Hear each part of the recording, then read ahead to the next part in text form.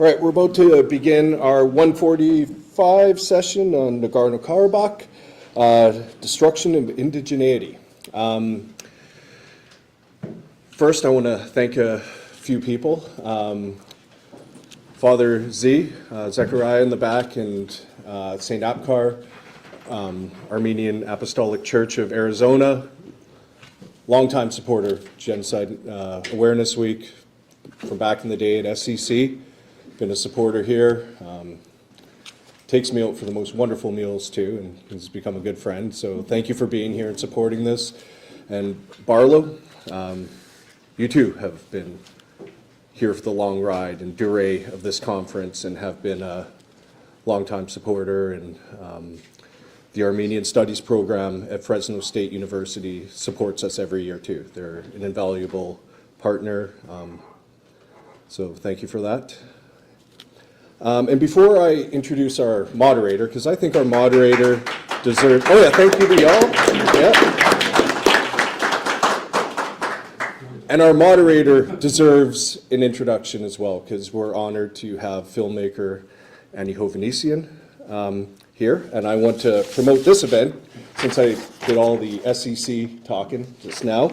There will be a screening of Annie's film, Hidden Map, tomorrow night at 6 p.m. at Scottsdale Community College, where GAW started, and the Armenian community shows up for this Friday event. Had a fantastic crowd last year, so, and we're very lucky to have you, because unfortunately I don't have time to go through Annie's entire bio, because it's rich and deep. Documentary filmmaker, broadcast journalist, just PBS, everything, like it's ABC, NBC, Fox, TLC, and also Annie's father was a luminary in Armenian studies. Richard Hovannisian, whom I had the honor of hearing speak in 2015. I was at Middle Tennessee State University before I came to ASU, and they had a Holocaust and Genocide conference every second year.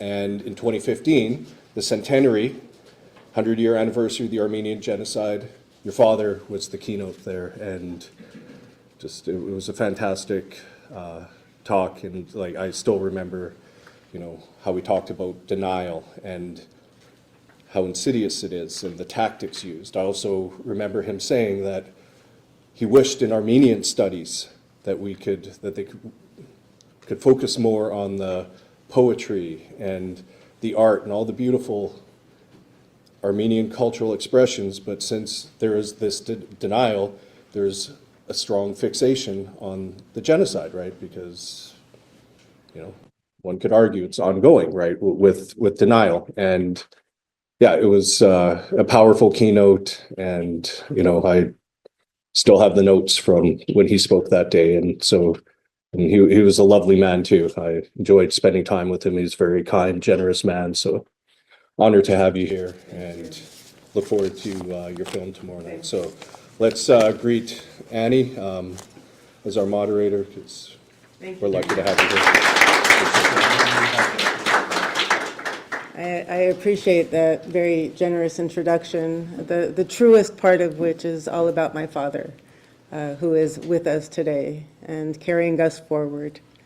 Thank you all for joining us today, and to the university, organizers, sponsors, and really impactful speakers for bringing us together to confront the ultimate act of inhumanity. With this panel today, we address the continuation of the Armenian Genocide, which began 110 years ago on April 24th, 1915 in the Ottoman Empire. 1.5 million Armenians were murdered, tortured, violated, and starved as they were herded to their death. The few who survived were violently expelled from their ancestral homeland of thousands of years in what is today Eastern Turkey.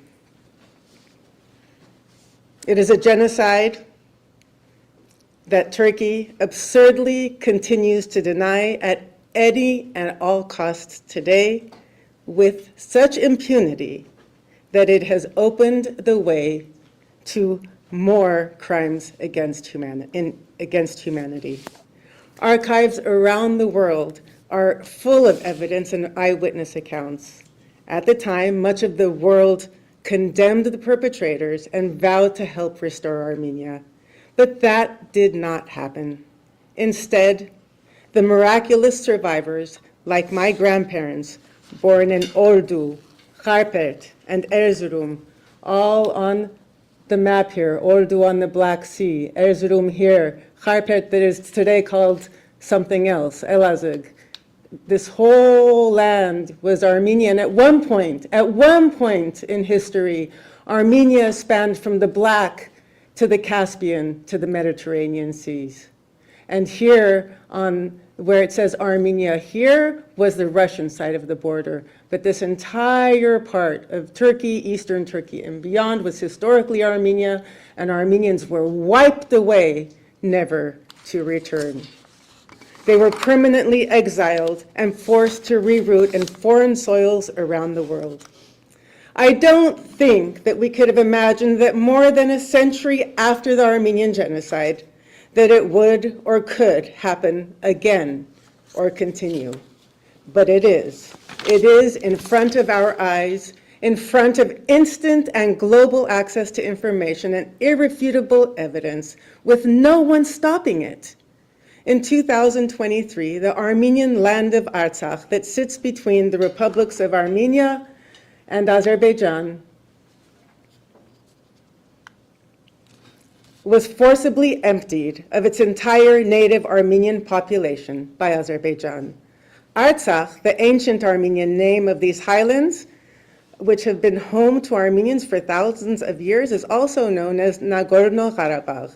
That's a combination of Russian and Turkic words that translates to mountainous black garden, even though it's a very green place. I pulled up this Google map yesterday to look up Stepanakert, which is the capital city of Artsakh, right there. It's the capital city of the Republic of Artsakh, which emancipated itself, freed itself from the Soviet and Azerbaijani subjugation with the fall of the Soviet Union in 1991. But Artsakh, as you see here, and Stepanakert, as I put in Stepanakert, no longer exists. Instead, this comes up, Khankendi, Azerbaijan. Thousands of years of Armenian creation and indigeneity in Artsakh are being wiped away as if they never existed. And about that, our panel of experts will speak. But first, with the time kindly given to me by our panelists, we'll set the real life stage with a video that I made based largely on my personal encounters.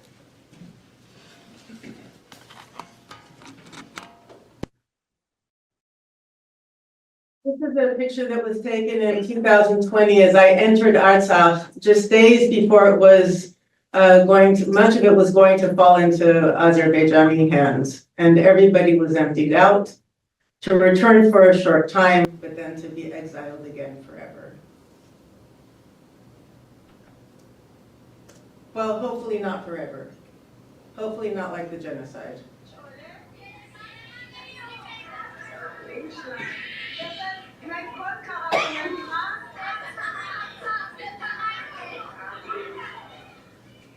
Our dear children of Artsakh, it's like a fairy tale.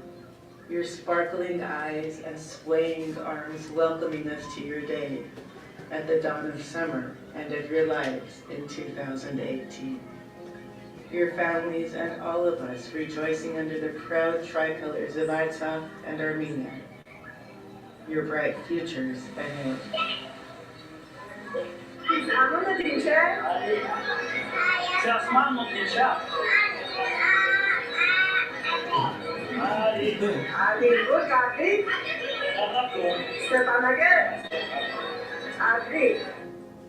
Oh, innocent, brilliant children, who could have imagined the nightmare that would rain down on you and your families, your homes and homeland, on all that you know and love and dream just 2 years later.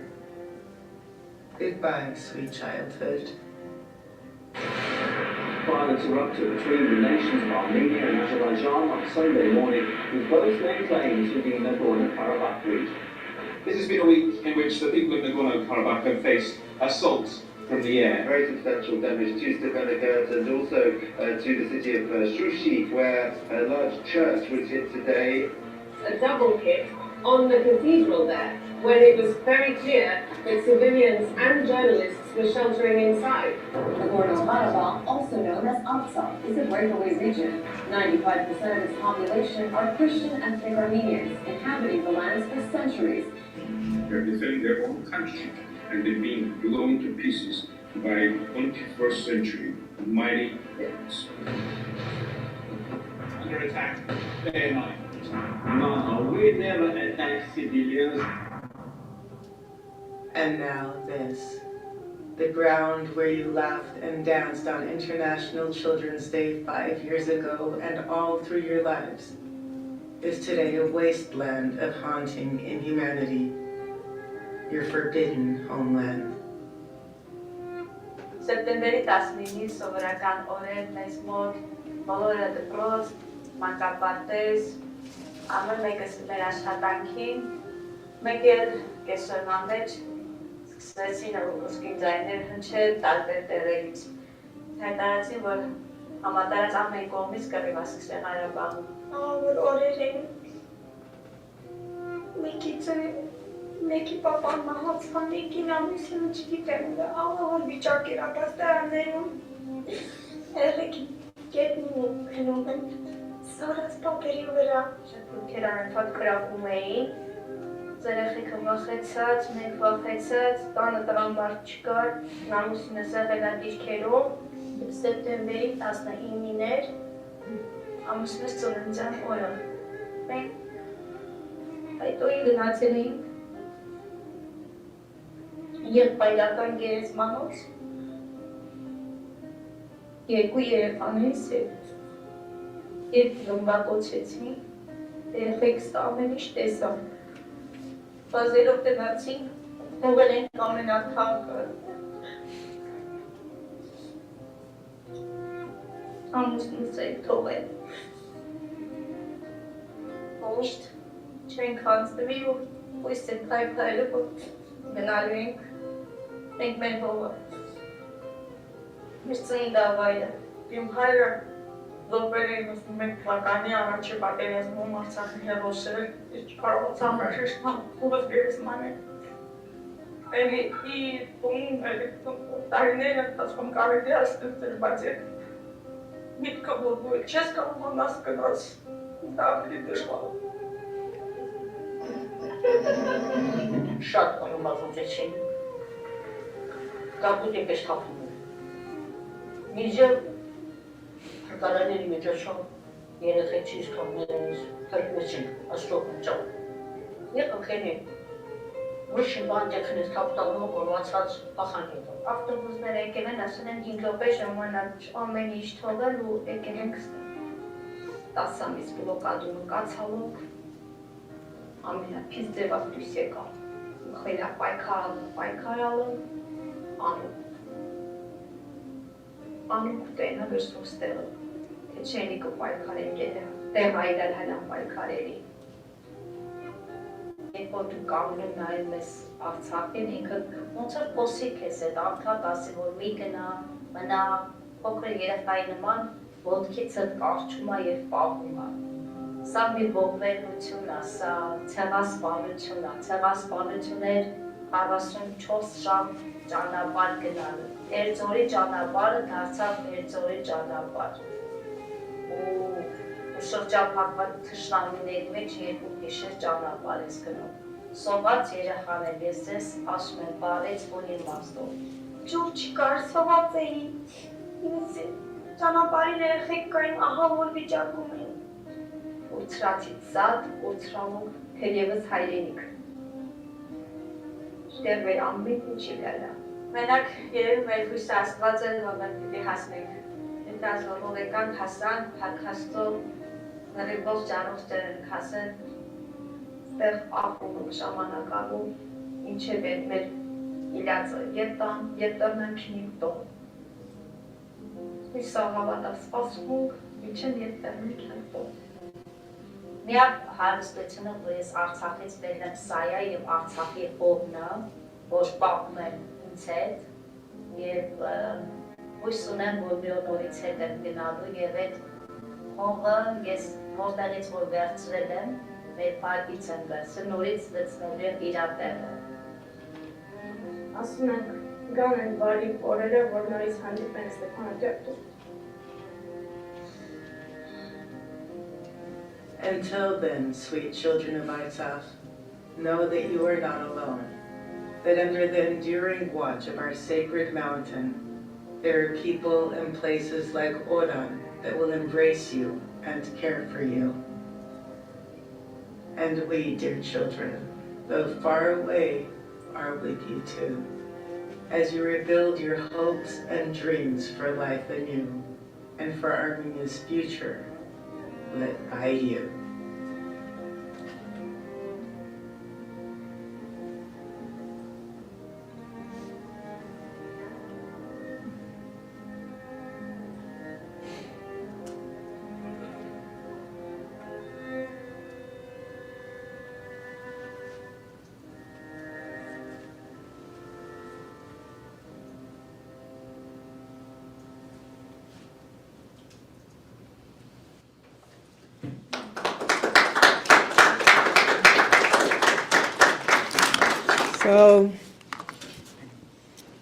So that's where we are, and that's the fight, and that's the right, and that's the struggle to return to their beloved homeland. And I have hope that with all of our efforts, through education and through political and through all the means available, that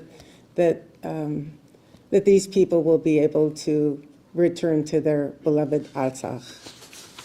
So now to our panelists, all exceptional scholars who will take us deeper into the contemporary and ongoing destruction of Artsakh. We'll begin with Professor Barlow de Mugrdechian, who for 40 years has done the work of a quiet giant by creating a thriving hub of Armenian studies and student and community activism at Cal State University, Fresno, better known as Fresno State.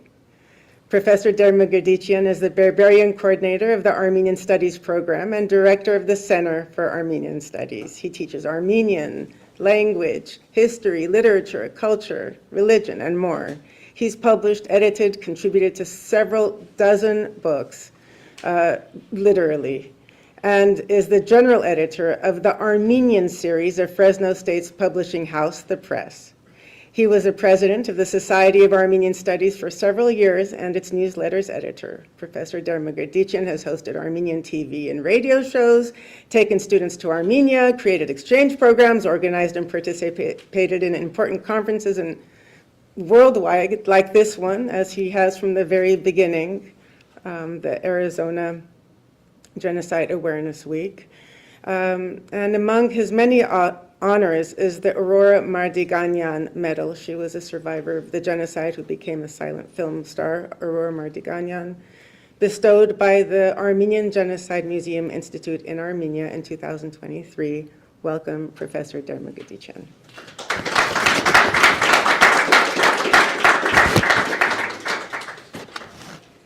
Thank you, Ani, and thank you to the organizers. It's always a pleasure to be here in Arizona at Arizona State University and to be part of this conference, which brings so much to the knowledge of genocide and Holocaust throughout the world. Today, my focus is going to be on a little bit on the historical more than the contemporary. Our two other panelists will speak more on the contemporary, but I thought it would be interesting today to talk about this word indigeneity and to see how the Armenians in Artsakh are part of the same Armenians as living in the Republic of Armenia, and how the specific region of Artsakh plays a historical role in the identity of Armenians as Armenians. So a little bit on the word indigeneity. There is a lot of ways to define the word. Generally, one definition would be an indigenous population composing of the existing descendants of the people who inhabited the present territory of a country wholly or partially at the time when persons of a different culture or ethnic origin arrived there from other parts of the world. My point again today is not to say that no one else has lived in the area of Artsakh, but simply to emphasize that the Armenians of Artsakh have had a 3,000-year history, which we can tie in with recent events to kind of see the arc of history. So if we talk about today, it was already mentioned in the video, and will be talked a little bit more about today. There are virtually no Armenians left in this region, which was an indigenous region for Armenians, an end to several millennial history. So what I'm going to talk about is Artsakh in history in 3 or 4 parts. There'll be a couple parts that are, I'll go over a little quicker, but if anyone would like this PowerPoint presentation, I will send it to you or share it with you as well. So let's take a look at Artsakh in history. In medieval texts, the name of Artsakh was mentioned in manuscripts, and for Armenian history, manuscripts are the key source, particularly in the first Armenian language geography book. The first Armenian language geography book was the Ashkaratsuyts of Anania Shiragatsi, and you can see it up here. The word Artsakh written in Armenian is underlined, which was from a manuscript which was dated in the 16th century. But it already tells us that the word Artsakh was in common usage by this time. So early depiction of the region in maps. I think it's interesting to see maps because we can go back and you don't want to read back into history into the maps. The people making the maps at the time are describing what they see at the time. So the region of Artsakh Karabakh was often included in the area of Armenia. So for instance, at one time was part of the historic Armenia of 15 provinces.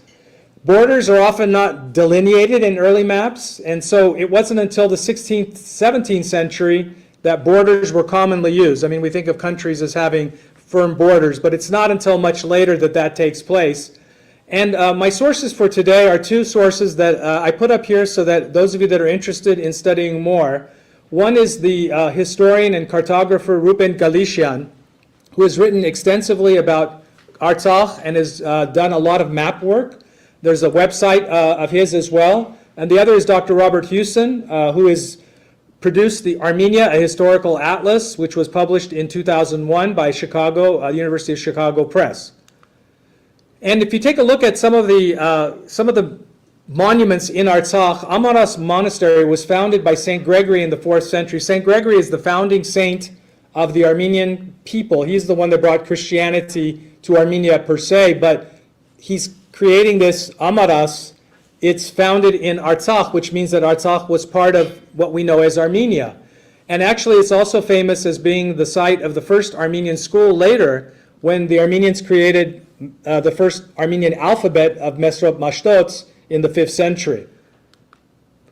And another monument, which I was able to visit in 2019, is called Dadivank, and it is also a monument which stands witness to the landscape of Karabakh, meaning that when you look throughout that area, there are literally thousands of historical monuments of all types.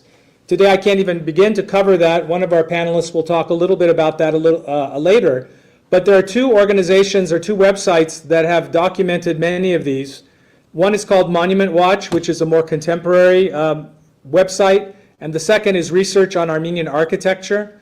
And they literally take each monument and they describe the history of it, the location of it, what's its current condition. So it gives us a really good idea of the continuity of Armenian life in this area.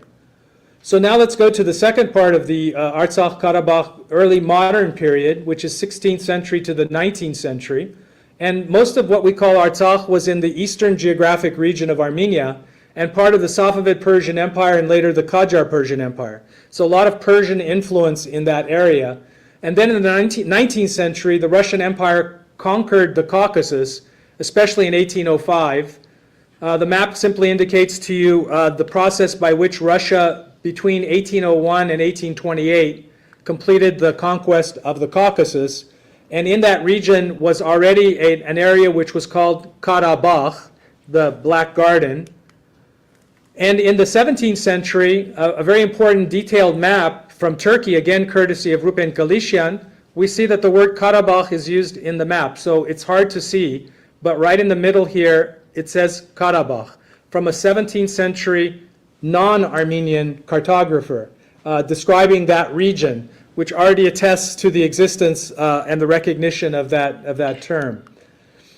Now, I want to talk about Dr. George Bernutian. Dr. George Bernutian is one of the foremost scholars, was one of the most foremost scholars in the area of Armenian studies, in the area of Russian, Turkish, and Persian studies, because what he was able to do was to translate from those languages into English the annals and the histories written by various chroniclers. So these are 3 publications that have been produced by Mazda Press, which gives us again the everyday life of that region. The 2 chronicles on the history of Karabakh, a brief history of the Arvank region, and the 1823 Russian survey of the Karabakh province. So these constitute what we would call primary sources for the study of this region, to understand again how the Armenians were indigenous to this region, that throughout this entire period they are present in the area of Artsakh and in Karabakh.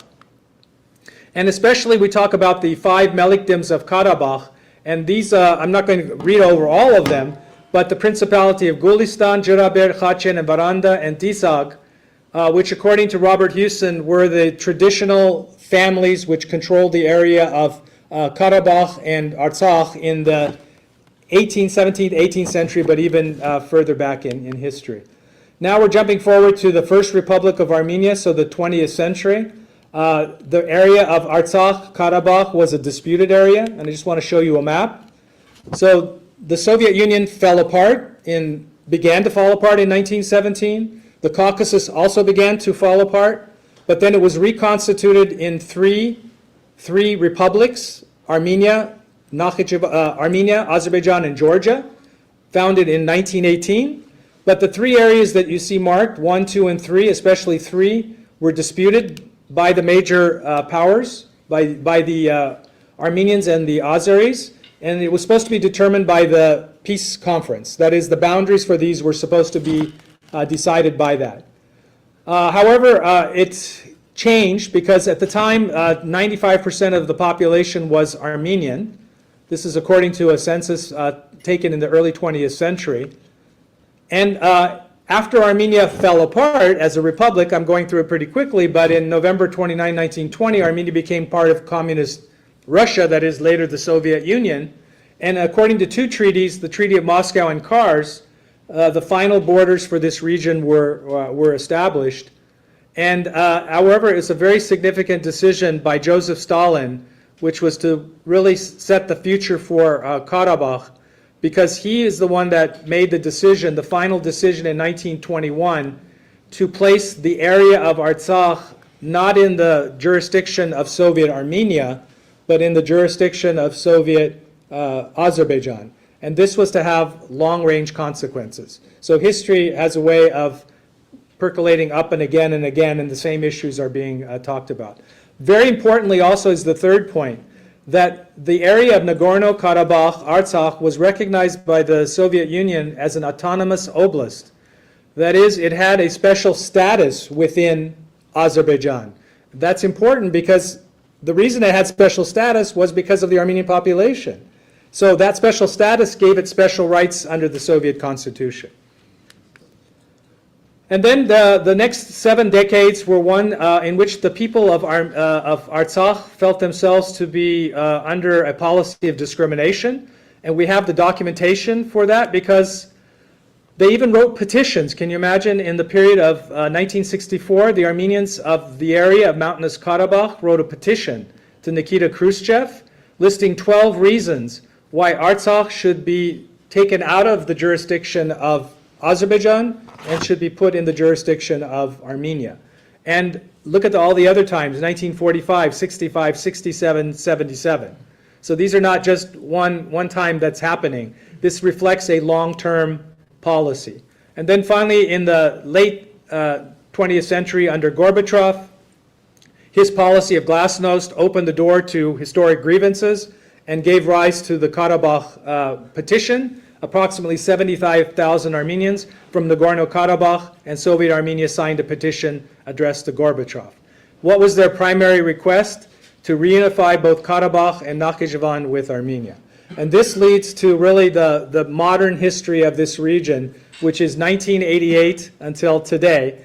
I don't have the time to cover this, and I'm not going to cover it, but I would just show you the timeline that I have, which just shows you the process by which the people of Karabakh sought to assert their sovereignty and to move from Nakhchivan to Armenia, falling apart to a war. I happened to be in Armenia in 1988 and was an eyewitness to this movement. Up to 500,000 Armenians in Yerevan, the capital, were out in these meetings in 1988 to call on the authorities in Moscow to reassign Karabakh to Armenia. So several 100,000 people. This is what it means to the Armenians for this movement. The rest of it I'm not going to go over because, again, I don't have time, but there is an actual legal basis for what the people of Karabakh called for, which is the law on secession. It's the Soviet constitution, leading to the war of 1989-1994. The first war was won by the Armenians. The rest of it is the peace process. Again, I'm going through it quickly. They declared themselves an independent republic in 1992.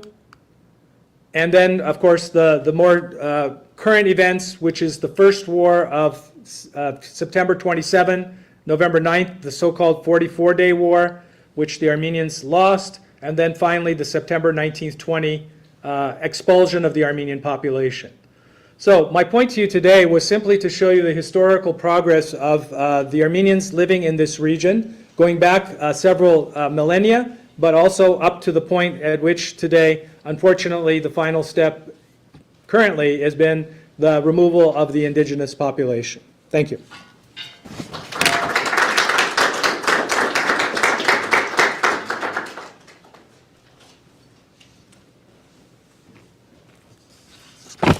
Thank you for that very thorough and fast summary. So next we will be hearing from Professor Theriault. Associate Provost and Professor Henry Theriault joins us from Worcester State University in Massachusetts, where the philosophy department was his home for 20 years and for many fortunate students. Professor Theriault researches and teaches about genocide denial, prevention, post-genocide victim-perpetrator relations, reparations, and mass violence against women and girls. He has lectured around the world, and I know he spoke here yesterday, and for several years, I believe.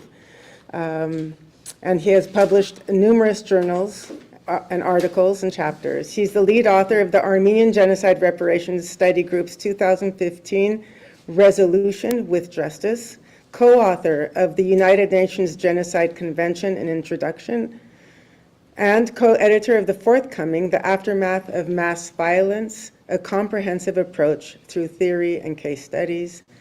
Professor Theriault served 2 terms as president of the International Association of Genocide Scholars and has been the co-editor of Genocide Studies International since 2012. And it is always captivating to hear you speak. So I'm looking forward to this. Thank you. Thank you.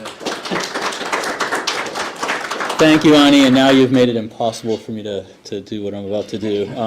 But actually, I want to say your film actually makes it impossible, because when I think about some of the things we've seen at this conference, one of the things I'm really struck by is a number of Native American speakers have been able to convey very deep theoretical points using narratives of their lives, of other people's lives and so forth, and I think that's a similar thing with this film.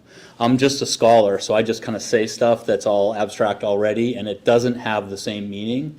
I think what's important is when you can link the lived human reality and suffering with theoretical insight, and we're all trying to do that in some way, but I feel like Ani's films and the work she's done, and some of the other speakers we've had who could link to these horrible and yet somehow like spiritually engendering experiences has been very powerful. So forgive me, I'm just a scholar, I can't do that, but I will do the best I can to give you a few ideas that might help put the issue of Artsakh or Nagorno Karabakh over the last few years into perspective of an overall Armenian history or a history of anti-Armenianism.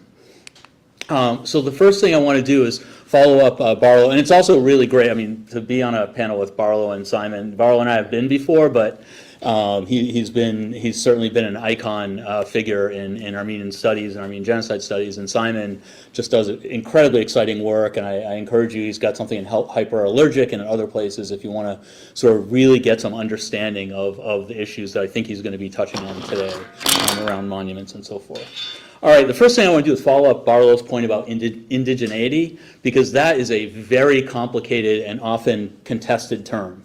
And one of the things you'll always hear is a kind of denial argument about indigeneity. Well, we don't know Armenians were the first people there. Or if we remember today, Ken Duncan talking about, outside about the different peoples who have lived in this area, in the Tempe area, right? And so you could say, well, the Apache aren't, or whatever group is here or there, isn't the original inhabitants. And after all, people came probably from Asia originally, 50,000 years ago, all this kind of stuff. But if we understand indigeneity in a different way, I really want to push that a little bit, because it really brings us back to the question of violence. And I'm going to give credit to Anush Talian, who's a New York Armenian, who, in my mind, was the first person to really push the idea of indigeneity of Armenians many years ago, and really has spoken a lot about that.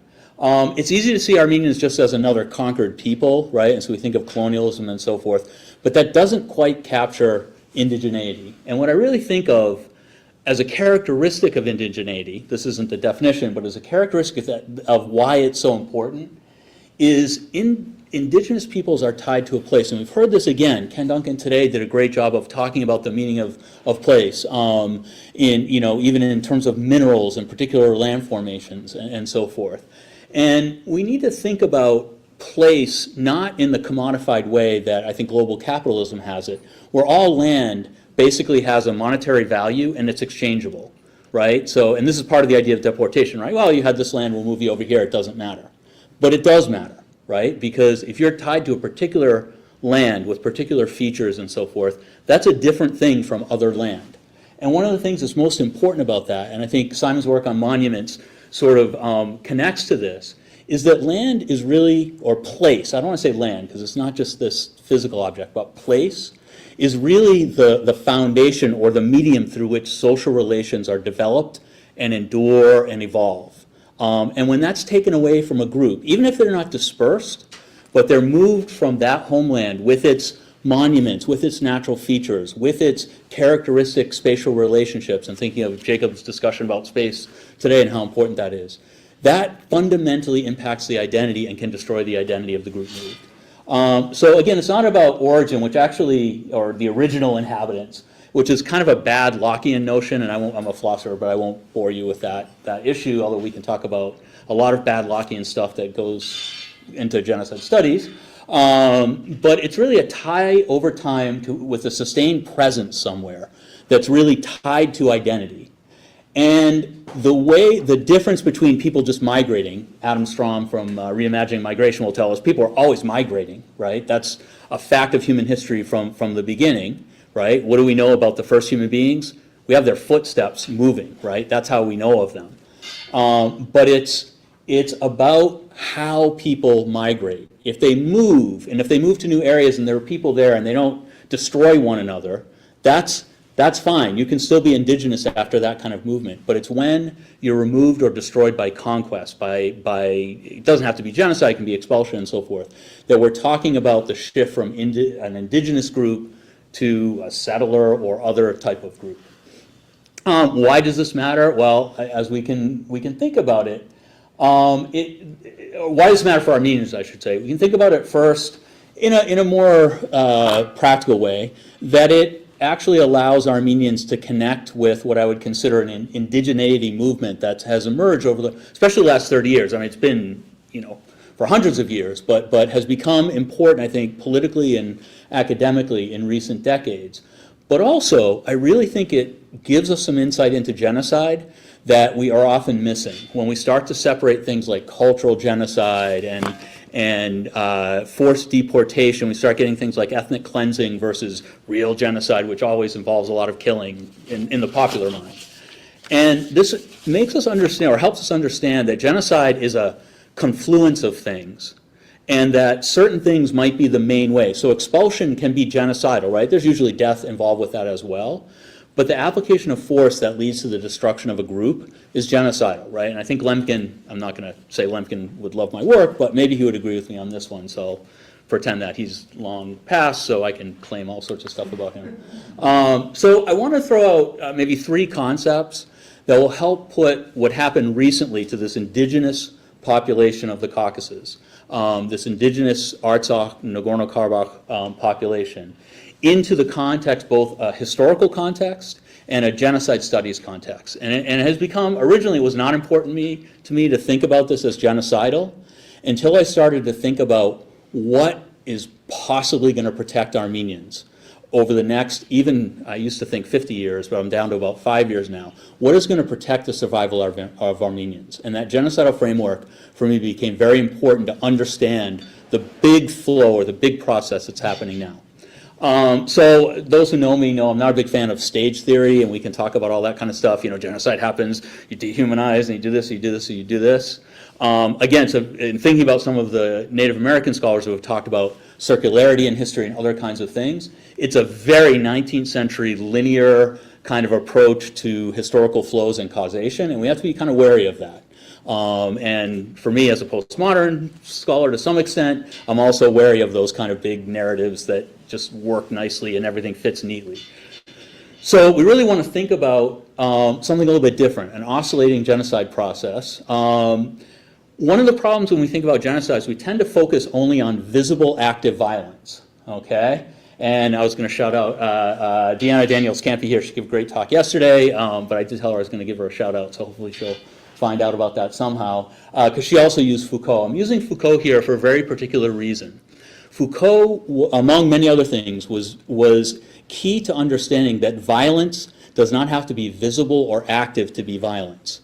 So he was great at talking about the ways social structures and other kinds of things can be static violence, right? Violence and potential, and if you just want to think about it like water up on a hill behind a dam is, and thinking of dams with some of the discussions we've had of land destruction and so forth, that's a lot of potential energy, right? And that's a lot of potential destruction that's held, but the surface of that water might be super calm.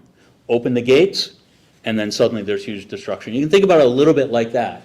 That always in societies, there's huge amounts of tension within the society. The discussion we had of Bosnia, actually both discussions of Bosnia, particularly yesterday's, thinking about the sort of powder keg of Bosnia because there's all this unresolved ethnic tension and this history of genocide that hasn't been addressed and so forth, and these attitudes, genocidal attitudes that are still present, right?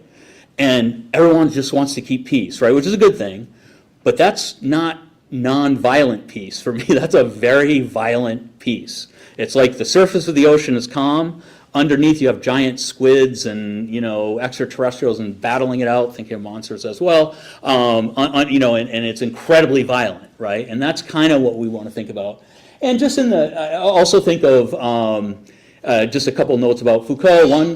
One of the sort of political practices of Foucault, which is why Sartre hated him so much, is he would go to protests in the 60s, you know, May 68 and all that kind of stuff in France. And his mission was actually to trigger an exposure of the violence that was being hidden, right? So he wanted to get beat up by police. That's an example. And there's all these stories where, you know, Sartre would be, you know, Sartre and Foucault would be at places. Sartre was very upset at the young whippersnapper Foucault's getting all the attention in France, and there'd, you know, be this violence, and everybody would get arrested in a huge square, except Sartre would be left there because he was an icon in France and no one was going to arrest him. But Foucault was kind of, he was making the invisible visible, and that's really significant. And actually, you know, if you think about Thoreau, Gandhi, Dr. King, they did something like this, right? They were non-violent, but what they did is actually expose the violence, and their goal typically, at least the last two, was to force a moral reckoning among those who had to admit that the structure of their society was violent. and oppressive. Something like that. And I'll just have a nod to Maghakyan Dadrian, who's another well-known genocide scholar, who had the term latent genocide, which I'm going to pick up here. The Millet system is a good example. For those who don't know, the Ottoman Empire was formed through conquests, and Armenians, Greeks, Assyrians, Jews, and other non-Muslims who were still in the Judeo-Christian tradition had a certain status. There was a frozen hierarchy. At some points more like an apartheid, at some points more like just a hierarchy that maybe people could still prosper in to some degree and so forth. It varied in place and time. But the idea that I've always, or the interpretation I've always had, is that's frozen conquest. The conquest was carried out enough to reach the conqueror's goals, which included using the existing people, right, for their own social formation, and was held there. And what you see in 1894-96, where you still have the Millet system, you see the suspended violence become activated because of particular contextual reasons, including the Armenians were advocating for their human rights, other groups were advocating for human rights, and so forth. And it changed the calculus of the dominant group, which was also weakening. So their hold on this system of suspended power was loosening. And I'm using the term, I'm not great at titles and terms. I'm using the term oscillating genocidal processes, and for Kate, I'm going to see. I guess I don't have a. Oh, I do. Okay. I'm going to also write on the board. Think of this as like zero violence, right? And typically, the way that, or zero visible violence, and typically you have oscillations over time, okay? And sometimes you even dip below when there's a supposedly progressive policy, right? We've seen this like in the treatment of indigenous people in the United States. Sometimes there looks like a benevolent policy and it does something for a while, but then we always get back up here, right? So this is where the violence is happening. More visible, less visible, invisible, and sometimes even reversed a little bit. But the idea is that over time, genocidal processes are not some uniform paroxysm of sustained equal violence. There are cases. Rwanda could be a case of that, but many other cases are not. And I would say when we start to think about Artsakh in the last 4 years or 5 years, but we actually think of it in the Armenian context, we start to see a process of anti-Armenianism that has different even different motivations, I'll get to that in a little bit, different immediate outcomes or desired outcomes. But there's a sort of continuity of violence that sometimes is sort of held still and sometimes becomes very active, right?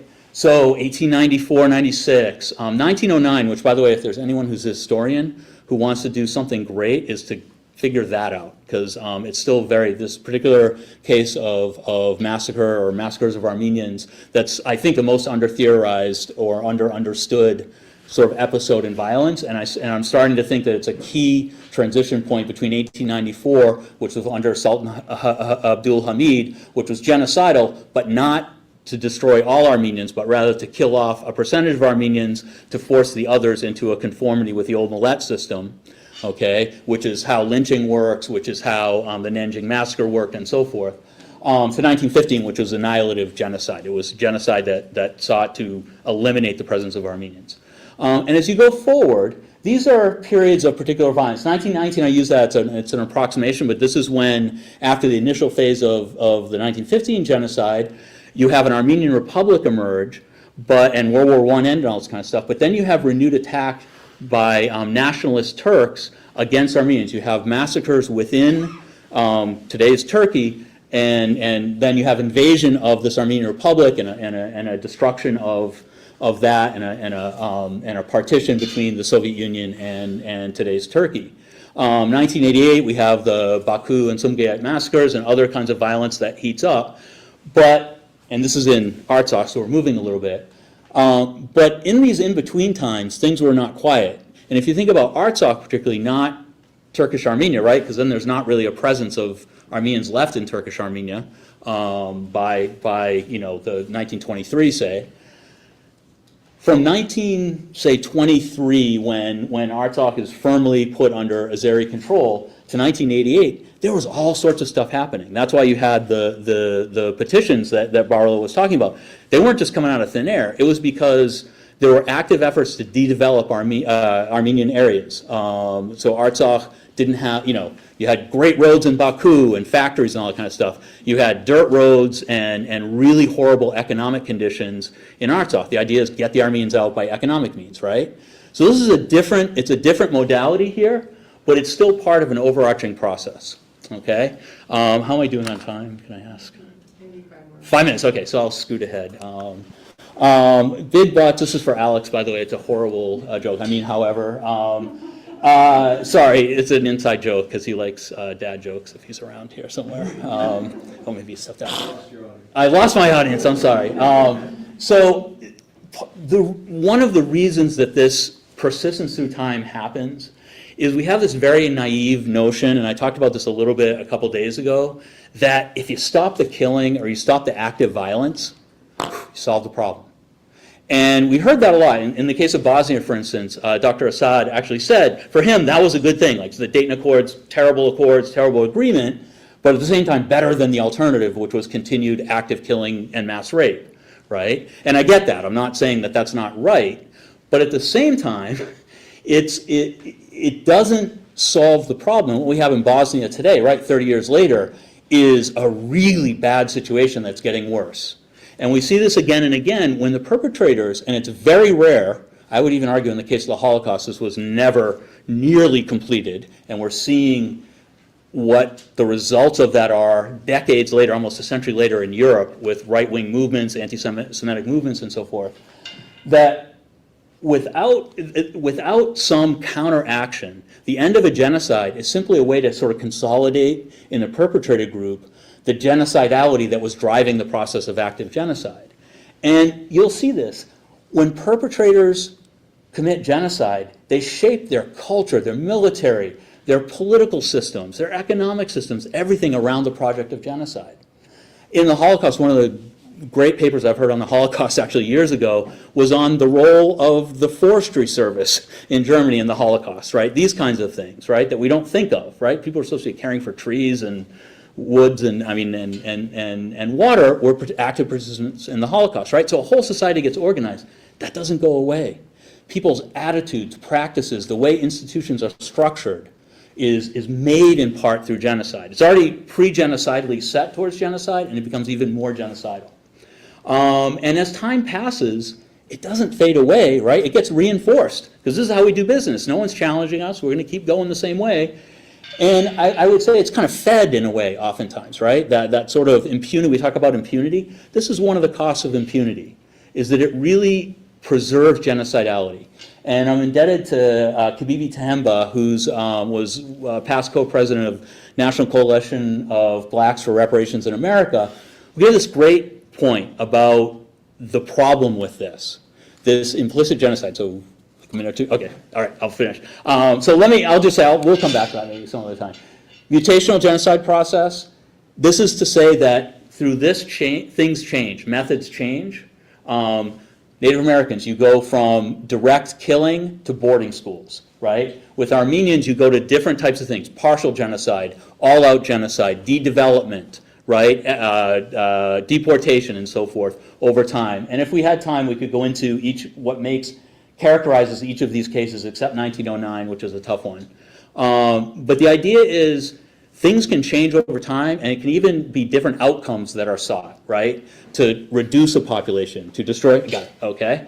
So just be aware of that. And the last thing is perpetrational genocidal processes. And this is where different groups over time can take up the mantle of genocide. And I'll talk about this, and maybe we can talk about this a little bit in the question and answer. Has been a shift in the recent decades of the sort of center of anti-Armenianism from Turkey to Azerbaijan. They're both anti-Armenian, but there's been a shift, and you can even see it in the sophistication. So it's just something to start thinking about, that it's not just stopping one perpetrator, but it's when you have other perpetrators who take up the mantle or become empowered to carry on genocide that it becomes even more difficult to deal with. I'll stop there. I appreciate your indulgence, and There we go.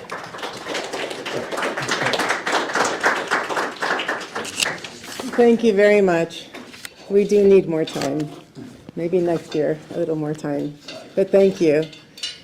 I first met Dr. Simon Maghakyan, or Simon, in Dikranagir, Diyarbakir, Turkey, in 2014, when we were both there searching for and uncovering traces of our vanishing Armenian past. Since that day, our paths and our passions have continued to cross. Dr. Maghakyan is a postdoctoral fellow with the Faculty of Asian and Middle Eastern Studies at Oxford University and a community scholar focused on Armenia at the Korbel School of International Studies at the University of Denver. His investigative scholarship about Azerbaijan's abhorrent destruction of Nakhichevan's Armenian past have garnered international attention, including in the United Nations Security Council and the International Court of Justice. He has spoken on conflict and heritage with audiences and media outlets worldwide, and coming soon is his inaugural book, Sovereign Heritage Crime, Security, Autocracy, and the Material Past. Welcome, Dr. Maghakyan.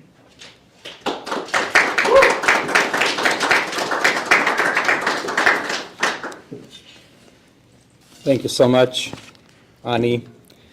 Thank you to the organizers and my fellow speakers for this distinguished gathering.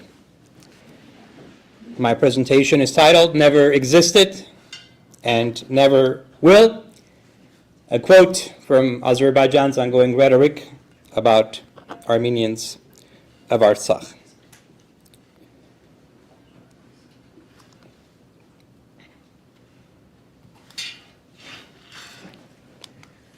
And I'll start with a very unremarkable image of a tombstone from an important town in Armenian history, an image that shows an unfinished tombstone with no information but the word "this." And we'll come back to this image. In the eyes of Azerbaijan, this unremarkable and unfinished tombstone is as important as the most important cemetery in Armenian history.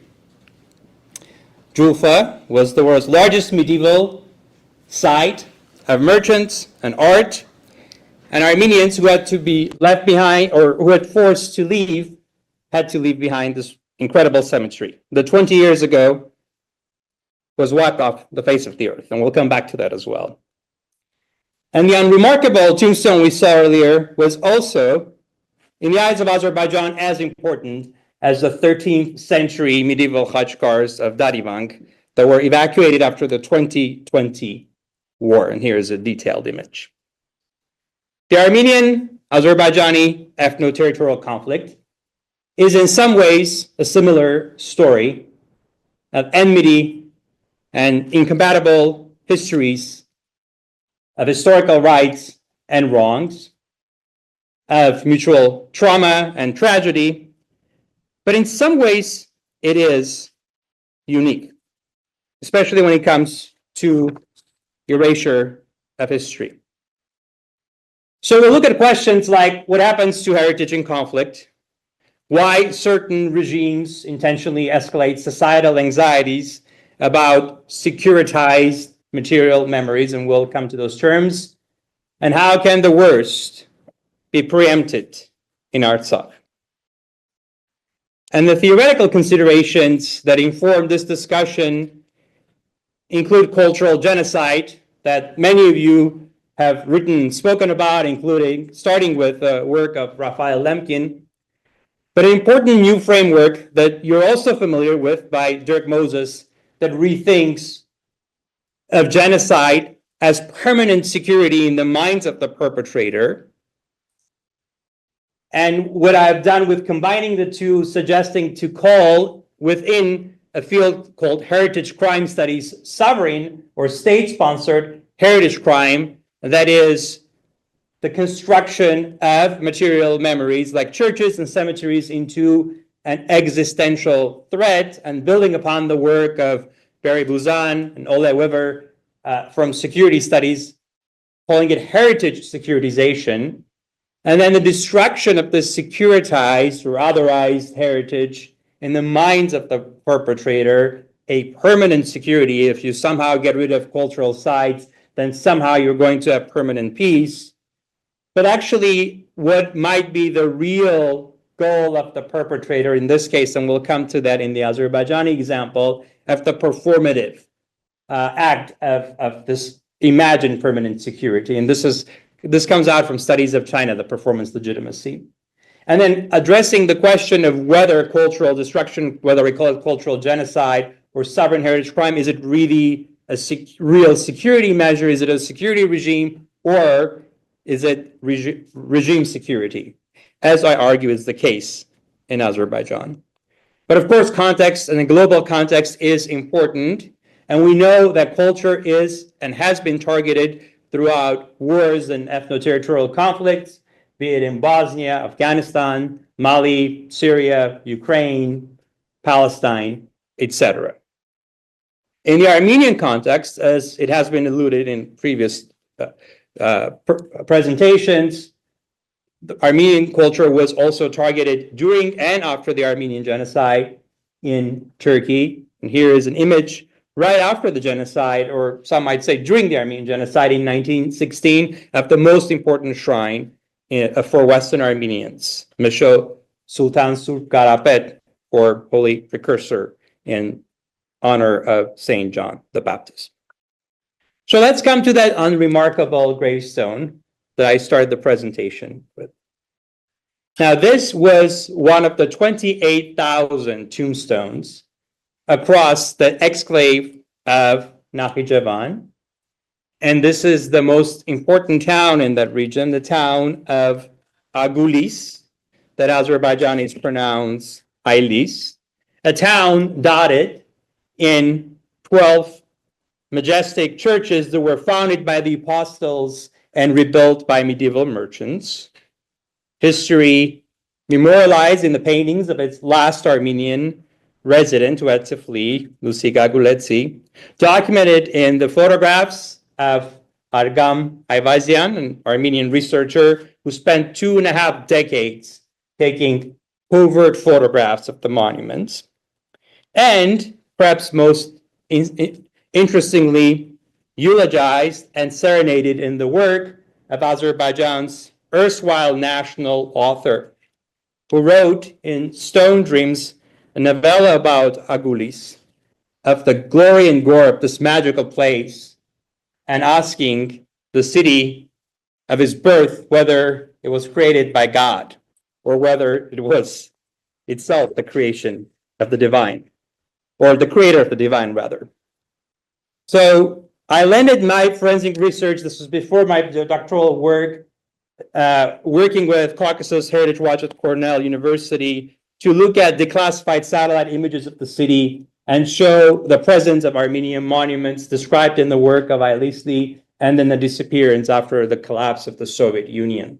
Places like Surp Aspatzadzin, or Holy Mother of God, Surp Christopher, Saint Christopher, Surp Hovannes, Saint John the Baptist, Saint Thomas, all of them missing from the face of the earth. And of course, the Azerbaijani ambassador's infamous response that the monuments never existed to begin with, so they could not have been destroyed. This was a major piece of evidence at the International Court of Justice and was perhaps one of the reasons why Armenia won the Provisional Order of December 7, 2021, when Azerbaijan was ordered not to destroy Armenian monuments in Nagorno Karabakh, something that it has been violating. Now, the hyperallergic report that was referenced by Henry earlier came in earlier or before that investigation, in which my co-author and I, and helped with many other scholars, looked at the entire inventory of Armenian monuments, primarily documented by Argam Ayvazian in Azerbaijan, particularly in Nakhichevan, numbering about 89 standing houses of worship, 5,840 intricate headstones, and 22,000 tombstones. So a total of 28,000 monuments of various sizes, all of which, according to Azerbaijan, never existed to begin with. And of course, this destruction became well known 20 years ago when the world's largest medieval Armenian cemetery, boasting thousands of intricate headstones, was targeted as seen from Iran's border. Again, Azerbaijan denying it never happened because it did not exist to begin with. And my own work with the American Association for the Advancement of Science, 5 years after the destruction, which was the first satellite investigation into cultural heritage crime, and also the flat field that remains and can still be seen across the border. Now, the reason why I talk about conceptual to physical erasure is because the rhetoric of this destruction has been happening for decades, starting in 1965, when Heydar Aliyev, then a KGB leader, then soon to become leader of Soviet Azerbaijan, then independent Azerbaijan, confronting the photographer, Argam Ayvazyan, telling him to not photograph any Armenian churches anymore because there are no Shmarmenian things here. The leader of Azerbaijan later on, his son, Ilham Aliyev, saying that Nagorno-Karabakh never existed and will never exist, saying this actually in 2010 on April 24. There'll be no traces of them left on those lands during the war, no such thing as Armenian heritage. This was from the ambassador. And then after the total ethnic cleansing, saying that the Novruz traditional bonfire is doing the final cleaning. Of course, Azerbaijan would point out that there was also destruction under Armenian control in Nagorno-Karabakh, and this is true to a degree. And according to Caucasus Heritage Watch, 15% of Islamic monuments were destroyed under Armenian control. Now, the 2020 war, as we saw some of the images earlier, brought about destruction of cultural monuments, and as we already saw, the bombing of Holy Savior, Ghazan Chetsots, the mourning of witnesses of the destruction, and the insult that came with the capture and the occupation of the monument that was further continued under the guise of reconstruction, as a result of which we had a beheaded dome. And of course, as could have been predicted, destruction of cemeteries, the most important link between people and their land, as we saw earlier in Ani's documentary, that is continuous as documented by Caucasus Heritage Watch. And very important is also the systematic and systemic and the racialized nature of this erasure that is conceptual and physical right now simultaneously, but in the past several decades started off as conceptual, as seen in imagery on official maps of fumigating microbes or calling Armenians outright a cancerous tumor of Europe. Now, I want to come back to monuments, but also make sure why monuments are important. It's not just the history that they carry, but it's the meaning they give to the lives of people, as seen in this image from Stepanakert, capital of Nagorno-Karabakh, Armenians spending time not with an ancient monument, but a Soviet-era built grandfather, grandmother built in the shape of Mount Ararat that somehow became an iconic image, an iconic place for the Armenians of the region. Going back to that unremarkable tombstone we started the presentation with, in that very remarkable town of Agulis, the people actually, while they lived in Russian Empire, and I think Henry referenced this, there was a attack by Ottoman forces during 1915 when the entire community was massacred and the churches were basically destroyed less than a century later. And of course, images of the exodus of Armenians, the total exodus that happened in late 2023, and the many cathedrals that had to be left behind. And this is just to give you an idea of some of the more incredible inventory in Nagorno-Karabakh, but this was referenced earlier by Barlow. This is actually a tomb within Amaras for the grandson of Saint Gregory's. This is for Saint Grigoris from the 5th century. a similar time frame for this Christian square from early Christian period that was being excavated by Hamlet Petrosian, the 13th century Ganzasar monastery that was at some point also Catholic site, the 13th century Darivang monastery, 7th century Vankasar church, 5th century Tsitsernavang, and so forth. As I come to a close and try to buy some time for more Q&A, I do want to look at some hopeful examples where enmities and histories of violence have been transformed into some hopeful scenarios that could perhaps be replicated and the lessons of that. In particular, an important monastery on the territory of Iran where Armenians visit for an annual pilgrimage every July that has, for also political purposes, has been nominated a UNESCO World Heritage Site and a UNESCO intangible practice by the Iranian government. But a much less intuitive example of Armenian pilgrims going to half-destroyed churches in Turkey and Western Armenia, where their interactions, as seen in this image and in the next one, somehow help to restore the memory, and including the correct spelling.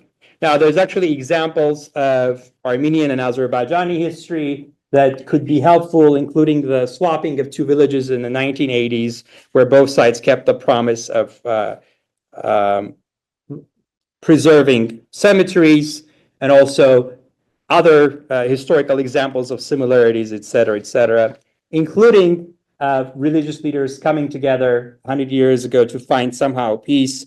And same thing was tried for the monuments a few years ago.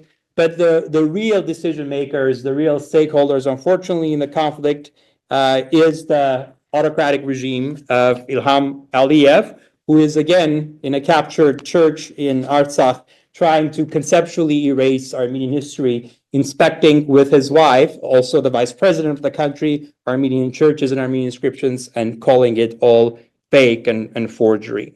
So what is the pipeline of conceptual to physical erasure? Where is that it can somehow be broken so that the destruction stops? It's when Armenians lose access to their sacred sites. That is when the destruction happens, because it was 10 years after the last Armenians had gone to Nakhichevan or were allowed to visit that the destruction started. So if we were to look at some potential solutions in this and any other ethno-territorial conflict to ensure that at least the cultural monuments, the last remnant, last material memories stay behind, it's to ensure that the people who consider the sacred sites part of their lives somehow have access to them. And just as Azerbaijan left no stone unturned when it came to erasing Armenian memories, stakeholders, including stakeholder scholars, should leave no stones unturned in ensuring that conceptual erasure does not become physical erasure. Thank you very much.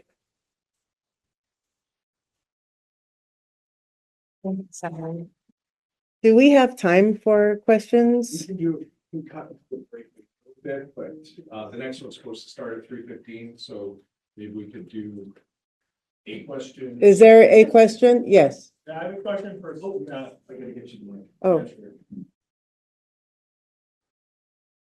Yes, I wish we had more time to talk about what next for the Armenians who are living in exile, 120,000 of them, what next for the cultural heritage, the lands that are being now destroyed by Azerbaijan, and how to bring them back and resume life on their homeland.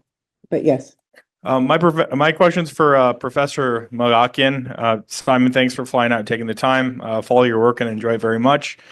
In an age of big nations, as we've kind of seen President Trump and Xi Jinping and some of the other kind of large countries and their leaders, looking to secure their stakes for raw minerals and other resources, I guess you can't help but look back at the war in 2020 and observe the kind of explicit or implicit role of the Minsk group and or the big nations in maybe kind of enabling Azerbaijan with their violence. So could you speak to that, how kind of you've seen the bigger nations impact the conflict, and then how you see them in the kind of, medium term, whether it's reversing course, if there's any sentiment analysis on that, or if you think it'll remain status quo. Thanks so much. Thanks so much for the question.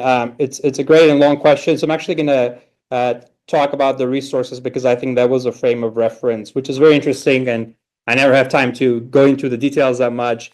But the destruction dates for what happened in Nakhichevan were 1997 and resumed in 2005. And if you look at what were the external factors of that, both years are the most important years of Western oil deals. So Azerbaijan felt emboldened, and then, there was outreach to UNESCO, especially in late 2005, and all kinds of things that happened. So that is very important, and those are very interconnected. And perhaps in hindsight, we will all be able to also track out the things that happened, in more recent years of how that aligned. But every time you have a small autocracy that feels emboldened by its relations with the West, you're going to see more violence. So thank you. Anybody else? Oh, We can probably do, one more question? Comment?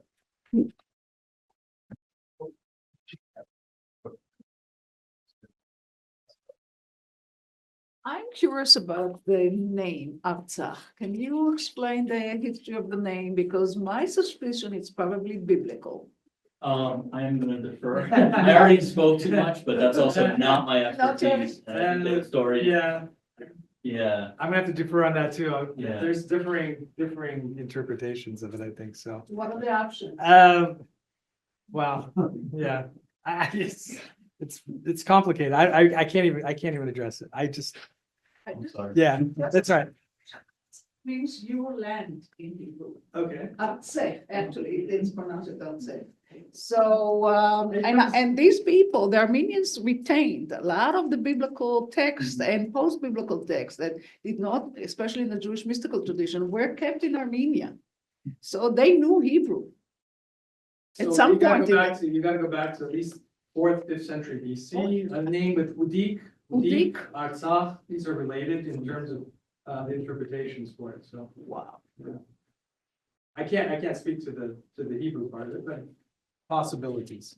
Yeah, and the other question, I still don't understand the Azerbaijani policies. What's going on? We have various elements here: nationalism, religion, ethnicity. How does it all work with the story of Azerbaijan after the fall of the Soviet Union? How did it all come back to you?